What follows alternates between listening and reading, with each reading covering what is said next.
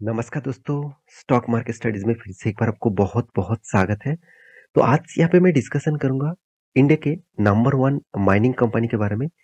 देखिए mining industries में बहुत सारे कंपनीज हैं, जैसे कोल इंडिया है, वेदांता है, साथ ही साथ एनएमडीसी है।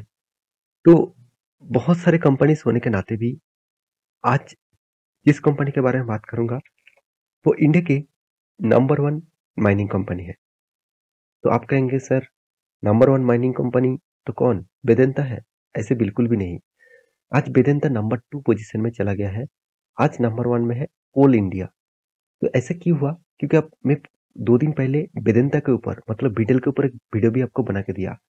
अदानी के ऊपर जिस तरीके से हालत देखने को मिला है अभी, वेदांता का भी हालत उसी तरीके से होने वाला है। तो इस तरीके से सिनेरियो क्रिएट किया है वेदांता ने। तो इसीलिए वेदांता का शेयर्स लगातार गिरावट के माहौल में है। आप सभी जानते हैं मार्केट कैप के हिसाब से नंबर 1, नंबर 2 पोजीशन रैंकिंग किया जाता है। मार्केट कैप कहाँ से मिलता है? Number of shares multiply current price. इसका मतलब कंपनी का भी जो करंट प्राइस चल रहा है उस हिसाब से कितना शेयर्स कंपनी के पास है उसको मल्टीप्लाई करेंगे तो आपके पास आ जाएगा market cap.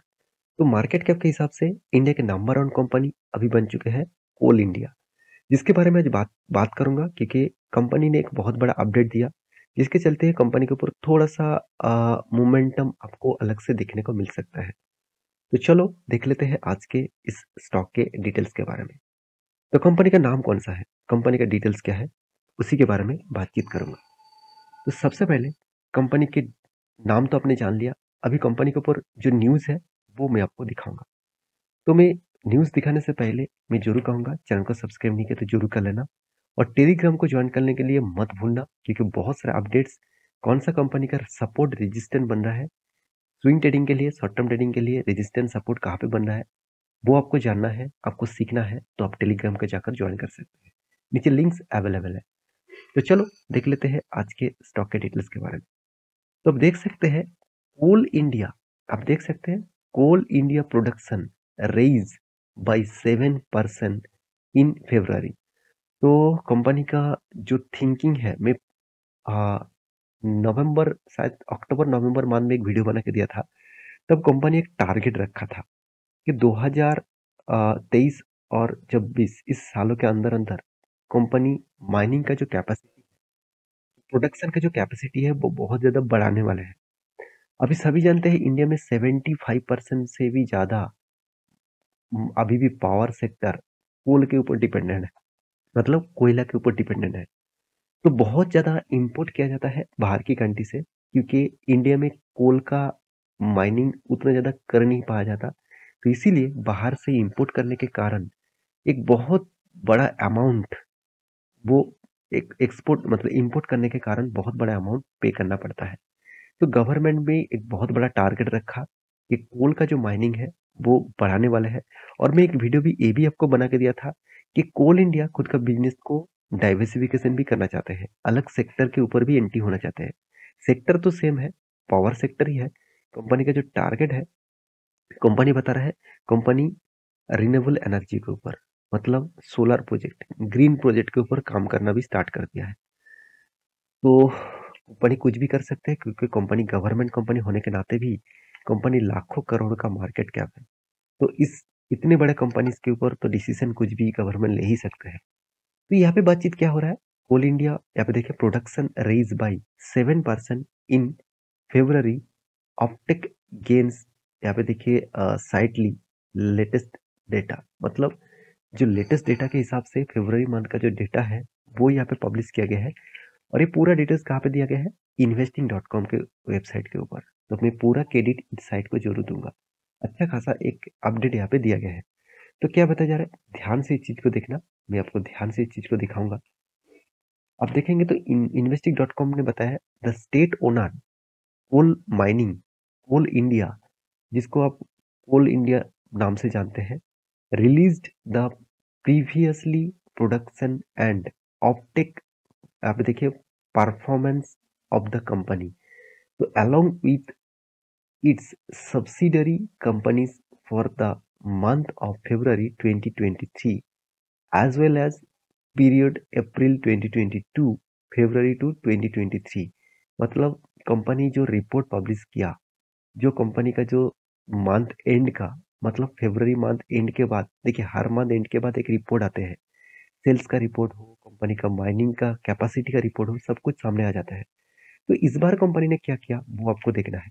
According to the, अब देखिए Maharashtra PSC company Coal India, यहाँ पे previous sorry provisionally coal production in February 2023 रो, यहाँ पे देखिए rose by 7% on year of year basis, 68.8 million ton for 64.3 million ton produce in the same month at least last year. मतलब company दिखा रहा है कि 68 मिलियन टन हो चुके हैं फ्रॉम 64.3 मिलियन टन से। इसका मतलब 4% से भी ज्यादा यहाँ पे ग्रोथ देखने को मिला। तो इसीलिए पहले ही बताया जा रहा था करीबन 7% का ग्रोथ है, एक्चुअली 7% ही ग्रोथ है। कुछ पैरामीटर्स और भी यहाँ पे दिया गया है, आप देखेंगे। Similarly it coal production in the financial year 2022 से 2023 period of the increase by the 14.3% to 697 million ton से मिलियन टन हो चुके हैं। पहले कितना था 542.4 मिलियन टन। तो इसका मतलब ईयर ऑफ ईयर बेसिस भी ग्रोथ हुआ, मंथ ऑफ मंथ बेसिस भी ग्रोथ हुआ। तो ये सारे पैरामीटर्स मैं आपको इसीलिए दिखा रहा हूँ क्योंकि आपको, आप जिस कंपनी के ऊपर निवेश करके रखे हैं और आप जिस कंपनी के ऊपर निवेश करना चाहते हैं, तो उसके ऊपर पैरामीटर्स हमेशा देखना पड़ेगा आपको, उस कंपनी के ऊपर जानकारी आपको लेना पड़ेगा। अगर जानकारी ही आपके पास नहीं है ठीक ठाक से, तो आप कहाँ से सस्टेन कर पाएंगे उस कंपनी के ऊपर। तो ये बात तो आपको हमेशा याद रखना ही होगा। तो आप देखेंगे सारे पैरामीटर्स मैं आपको इसीलिए दिखा रहा हूँ क्योंकि कंपनी के स्ट्रेंथ के बारे में आपको पता चले। तो ये था कंपनी का न्यूज, जिसके चलते है कंपनी के ऊपर कुछ दिनों से एक मोमेंटम देखने को मिला, क्योंकि एक एक मंथ में बहुत सारे कंपनीज में नेगेटिविटी देखने को मिला था अदानी ग्रुप के कारण। फिर भी इस कंपनी ने रिकवरी किया और पॉजिटिव में ही क्लोजिंग है। 6 मंथ में कुछ छोटा मोटा करेक्शन और 1 साल में कंपनी 23% तक रिटर्न दिया। यहाँ तक तो ठीक ठाक था। 5 साल में कंपनी का हालत खराब हो गया 26%, और मैक्सिमम चार्ट पर ओपन कर दूं तो 36% तक लॉसेस। आप कहेंगे सर लॉसेस कंपनी के ऊपर क्या निवेश करना सही होगा? देखिए पहले बता दूं, इस कंपनी के ऊपर लॉसेस होने के बाद भी इंस्टीट्यूशन इस कंपनी के ऊपर टिके हुए हैं। क्यों टिके हुए हैं आप जानते हैं? क्योंकि इस company high paying dividend company है। तो हाई डिविडेंड एक्चुअली पेइंग होगा, हाई डिविडेंड पेइंग कंपनी है। कितना ज्यादा डिविडेंड पे करते हैं आप देख सकते हैं, 9% के आसपास। इसका मतलब आप मान के चलिए 1 लाख रुपया निवेश करके रखे थे 1 साल पहले, तो आपको 9,000 का डिविडेंड मिल चुके हैं। इसका मतलब सालाना आपको 9% के आसपास डिविडेंड यहाँ पे मिलता जा रहा है। तो जो एक एफडी को भी बीट करते हैं, साथ ही साथ बहुत सारे बॉन्ड्स को भी बीट करते हैं। बहुत सारे बॉन्ड्स तो 7% के आसपास देते हैं। देखिए वहाँ पे भी रिक्स है, यहाँ पे भी रिक्स है, हर जगह पे रिक्स है। आप विदाउट रिक्स में तो कुछ गेम नहीं हो सकता, और आपको अच्छा पैसा कमाना है तो आपको रिक्स लेना पड़ेगा। आप कहेंगे सर स्टॉक में तो गिरावट है, स्टॉक में तो रिटर्न नहीं दिया, नेगेटिव रिटर्न दिया। तो देखिए मैं पहले ही आपको दिखा चुका हूँ, स्टॉक में जो गिरावट है वो उतना ज्यादा क्रैश नहीं है, उतना ज्यादा नेगेटिविटी नहीं है, छोटा मोटा करेक्शन है। उस हिसाब से देखा है तो कंपनी में स्ट्रेंथ बहुत जबरदस्त है। फिर भी इस कंपनी को वन इंस्टीट्यूशन बने हुए हैं एक ही कारण की वजह से, वो है डिविडेंड। इस कंपनी अच्छा खासा डिविडेंड भी देते हैं, साथ ही साथ एक्स्ट्रा बेनिफिट के हिसाब से बाईबैक भी ले आते हैं। तो जो जितने सारे बड़े बड़े इन्वेस्टर हैं उसके लिए फायदा होते हैं। तो मेरे इस वीडियो दिखाने का जो मेन मकसद था वो आपको पता ही चल गया। तो वीडियो अच्छा लगे हो तो प्लीज़ लाइक करना, चैनल को सब्सक्राइब भी करना, और हाँ टेलीग्राम को जुड़ने के लिए मत भूलिएगा। और ये वीडियो टोटली एजुकेशन पर्पस में था, कोई बाय एंड सेल का रिकमेंडेशन नहीं था। एक बार रिसर्च करना, उसके बाद निवेश करना। मिलते हैं नेक्स्ट वीडियो में, तब तक के लिए अच्छे से रहिए, अपने ख्याल रखिए।